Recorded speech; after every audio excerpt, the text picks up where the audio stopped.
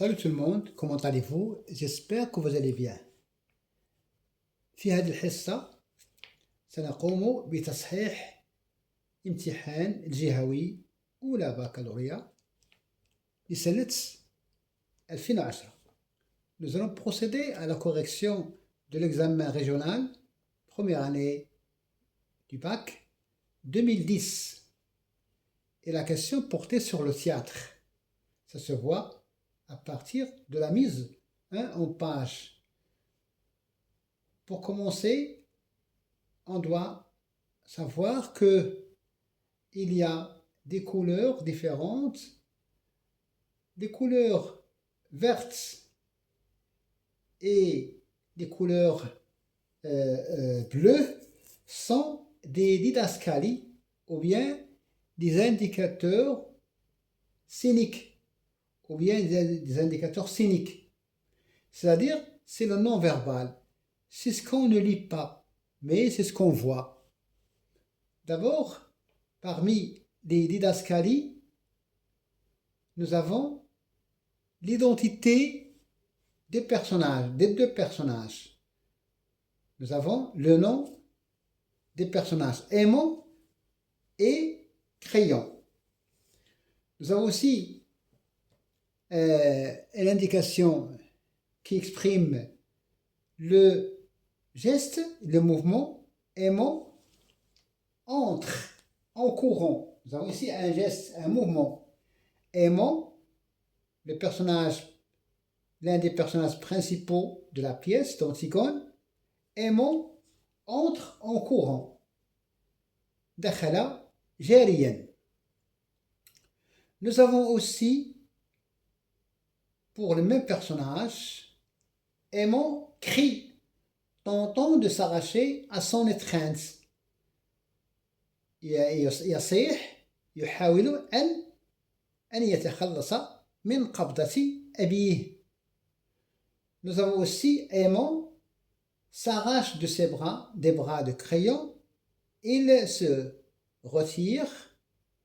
Nous avons aussi une indication scénique. Ils sont ici le pronom personnel au pluriel parce que ça prend un S, ils sont l'un en face de l'autre, c'est-à-dire l'un aimant efface de son père crayon. Ils se regardent. Tout ça, ce sont des mouvements qu'on ne lit pas, mais qu'on voit. Ils se regardent. Ça peut prendre 1 minute maximum. Les indicateurs scéniques aident le metteur en scène à exposer la pièce sur le plateau d'un théâtre. Nous avons aussi des mouvements de crayon. Nous avons un indicateur, nous avons une identité, un nom de personnage, crayon, court à lui, l'embrasse. يجري نحوه ويجري إليه l'embrasse يعني يقبله.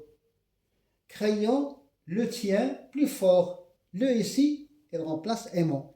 Il tient aimant plus fort. يعني يأخذه أو يعانقه بشدة. Nous avons aussi crayon. Donc, dans ce passage, nous avons un dialogue entre deux personnages principaux, à savoir aimant et crayon. هناك سؤال ما هي العلاقة quel rapport familial ont-ils quel rapport en relation quel rapport qui unit ces deux personnages. Donc il y a un rapport familial, d'accord, il y a un rapport familial. Aimant, c'est le fils, c'est le prince de Crayon, et Crayon c'est le roi de Thèbes, c'est le père d'Aimant. Donc il y a un rapport familial, via une relation familiale. Une des questions qu'on pose souvent à l'examen, c'est titre de l'œuvre. C'est Antigone. Nom de l'auteur, اسم الكاتب, Jean Anouilh. Le siècle, c'est le 20e siècle, القرن العشرين. Genre théâtral, tragédie, جنس مسرحي, tragédie, parce que là, le théâtre, on trouve à la fois la tragédie, المأساة, la comédie, الملهات, le drame, le mélodrame, le vaudeville, la tragicomédie. Ce sont des variantes du théâtre. Passons maintenant à la question suivante. Répondez aux questions suivantes pour situer le passage dans l'œuvre. Alors, on voit bien que cette scène se situe, bien ce dialogue, parce qu'il n'y a pas de scène dans la pièce de Jean Anouilh. Par contre, on trouve le découpage en acte et en scène chez Sophocle. Mais ici, il n'y a pas de découpage. Donc, il y a une petite différence. Mais l'histoire reste la même. Donc, alors, où se situe ce passage? Alors, ce passage se situe à la fin.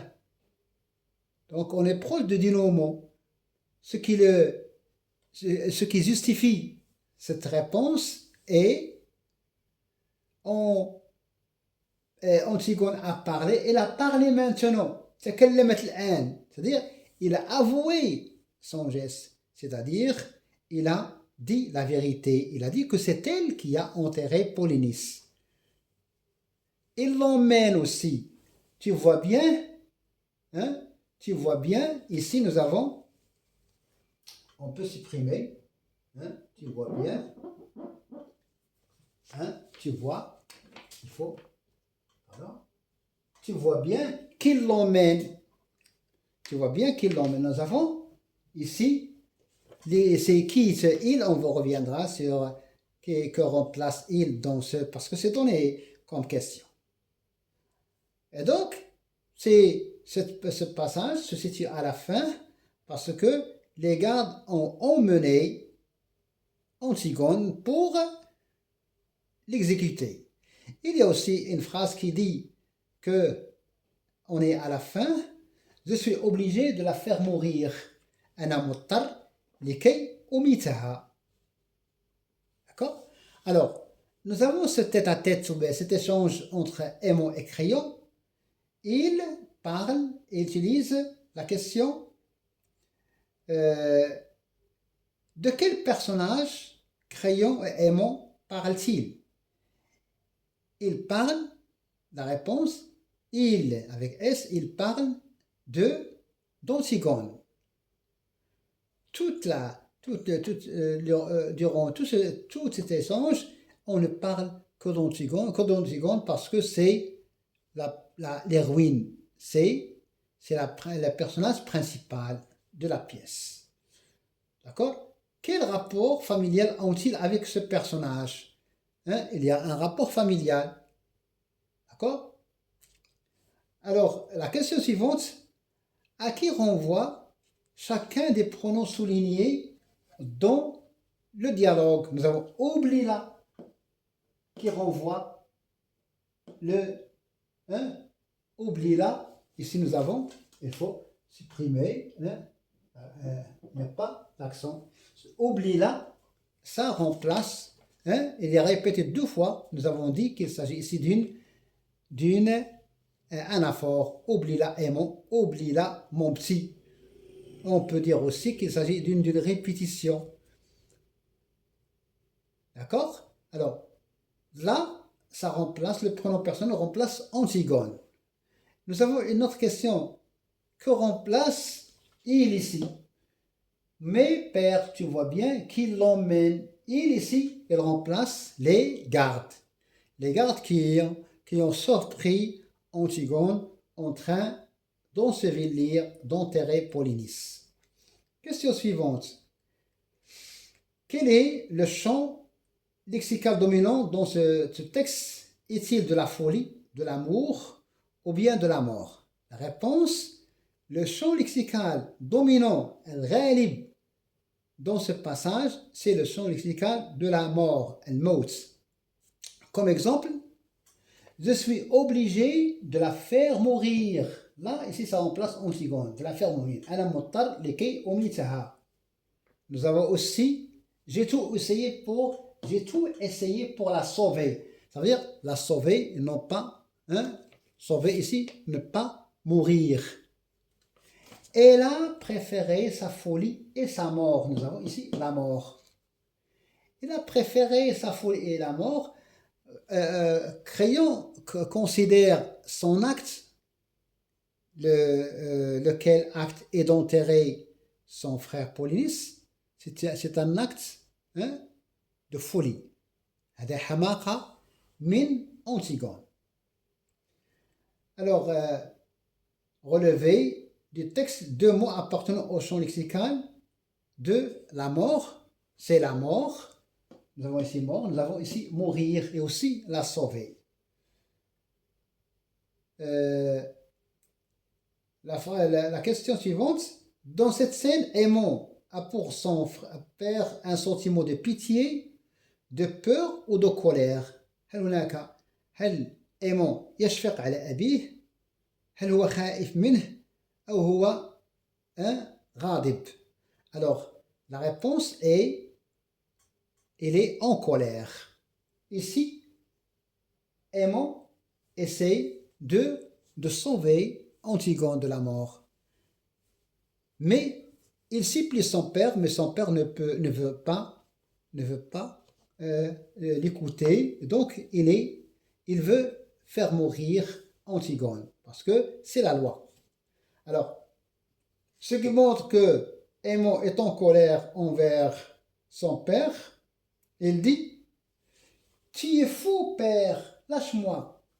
أنت أحمق أبي. سيبني. سيبني أو اتركني. Nous avons aussi cri, il crie. Sur la didascalie, on voit bien qu'il y a une réponse, une réaction des mots. Cri, يصيح. طونطون يحاول أن يتسلل من ضغطه. Mais mon père, tu vois bien qu'il l'emmène. Père, ne laisse pas ces hommes l'emmener. Il continue à le supplier. Et donc, ici, le personnage est en colère. Hein, il ne veut pas que Antigone meure, tout simplement. Alors, de quoi Aimon veut-il convaincre son père? Alors, Aimon veut convaincre son père pour qu'il laisse la vie sauve à Antigone. Hein? Pour qu'il laisse la vie sauve à Antigone. Il veut que son père pardonne, hein, à sa fille, à sa future, ça aurait pu être sa fiancée. Il lui dit: je suis ton fils. Tu ne peux pas me la laisser prendre. لا يجب عليك أن تتركهم يأخذونها مني. Il dit aussi: si aimant, courage. Donc il sait bien que ici, aimant, il va partir, il va sortir parce qu'il n'a pas pu sauver. Mais sa réaction, elle était en colère parce qu'il voit bien que ce sont les dernières minutes avant l'exécution, avant la mort d'Antigone. Chose qui va se passer après, c'est que Aimon, il va se suicider parce que c'est fini. Quand je vois ici, c'est déjà fini. Et si c'est déjà fini, c'est une question. Que veut dire l'auteur Aimon par c'est fini? Ça veut dire c'est la mort ici, c'est la mort de... Alors, c'est déjà fini, cette réplique annonce telle la mort d'Aimon, ou bien la mort d'Antigone, ou bien la fin de la pièce. Alors, ça signale, ça indique la mort. La bonne réponse est la mort d'Antigone. Alors, quels sont les arguments que formule Aimon pour convaincre son père de sauver, d'épargner la vie à Antigone? Alors, parmi les arguments, on a je suis ton fils. Je suis ton fils, d'accord? Il lui dit aussi, je suis, tu es mon père, tu es le roi.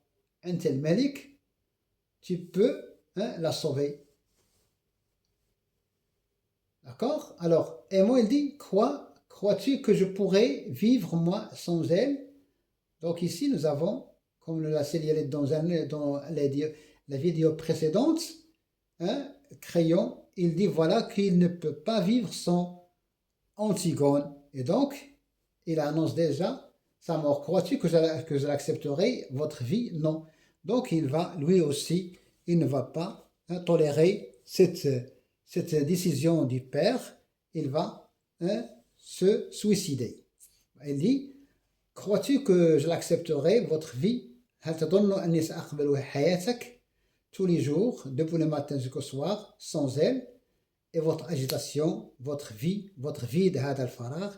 Donc, Crayon, aimant, il essaye, il a fait les mains et les pieds, comme on dit. Il a fait tout pour sauver Antigone, mais il n'a pas pu, parce que ça va forcer la fin. Parce que si Crayon avait épargné la vie, avait sauvé la vie d'Antigone, ça n'aurait pas été une tragédie. Donc c'est déjà, depuis le début, c'est décidé qu'il va mourir. Et donc, on voit bien que, voyons s'il reste encore quelques questions. De quoi le père veut-il persuader son fils? Il veut, alors le père veut aussi, il a des arguments. Il dit voilà que la foule sait que il a parlé maintenant, il ne peut rien faire. Antigone a avoué son crime. Et tout Thèbes sait ce qu'elle a fait. وكل Thèbes تعلم ماذا فعلت. إذن, je suis obligé de la faire mourir. Ce sont les arguments que donne Crayon pour convaincre pour poursuivre son fils. Bon, voilà, ce n'est pas la peine de répéter ce que nous avions parlé concernant les figures de style. On a dit qu'il y a la répétition, oublie là, oublie là. Nous avons aussi l'anaphore, comme le cas ici, l'anaphore. Nous avons votre,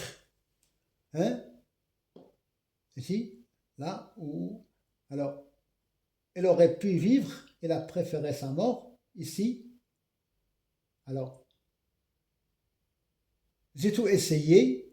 Alors, j'ai tout essayé.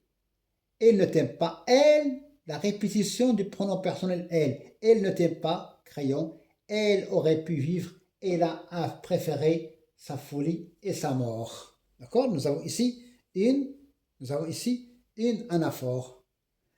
Alors, ce qu'on peut retenir comme conclusion dans ce dialogue, ou bien cet échange, tabadul kalam, entre Aimant et Crayon. Aimant et Crayon sont deux personnages principaux, sont deux de la famille royale. Aimant, c'est le prince, Crayon, c'est le roi. Il parle dans ce passage qui se situe à la fin de la pièce, de la tragédie. Il parle d'Antigone. Et on voit bien que ça touche à la fin. On est proche de la fin. Et cette fin, c'est tragique parce qu'il coïncide avec la mort d'Antigone. Alors, tu vois bien qu'il l'emmène. Père ne laisse pas ses hommes l'emmener. Ça veut dire la tuer. Donc, nous avons ici euphémisme. Un euphémisme. D'accord? Et donc, le champ lexical dominant, nous avons dit, c'est celui de la mort. La mort, voilà, nous avons mort, mourir. Et le registre, parce qu'il reste encore une question, quel est le registre employé ici? C'est le registre tragique et pathétique. Nous avons tous de la pitié pour Antigone et aussi pour Aimant. Aimant qui va lui aussi donner hein, qui va se suicider parce qu'il n'a rien pu faire pour sauver Antigone. Alors, Créon, qui, qui essaie, qui, a, qui joue le rôle du roi et aussi du père, il ne cesse de multiplier ses tentations pour sauver son fils. Oublie-la, Aimon, oublie-la, mon petit.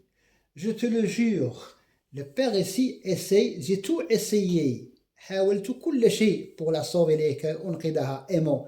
Il l'appelle par son nom pour, et ici il essaie de le persuader, يستعمل العاطفة لكي يقنعها, Aimon, pour qu'il ne fait pas, pour qu'il ne fait pas un geste qui est irréversible. Il aurait pu vivre, il fait tout pour montrer qu'Antigone, il a choisi son chemin. Et que reste, hein, les deux, on voit bien qu'il n'y a pas, le dialogue n'aboutit pas, parce que ni Aimon, ni Créon ne sont capables de se mettre d'accord sur un point. Antigone a bien eu son succès parce qu'il a fait son devoir de sœur, il a enterré son frère et ce qui lui a coûté la vie. Pour elle, elle est en harmonie avec elle-même. Créon, il n'a pas pu sauver ni son fils, ni Antigone, mais il a sauvé, hein, la loi de Thèbes. Hein, Qanoun Thèbes. Voilà, merci et à la prochaine. Salut.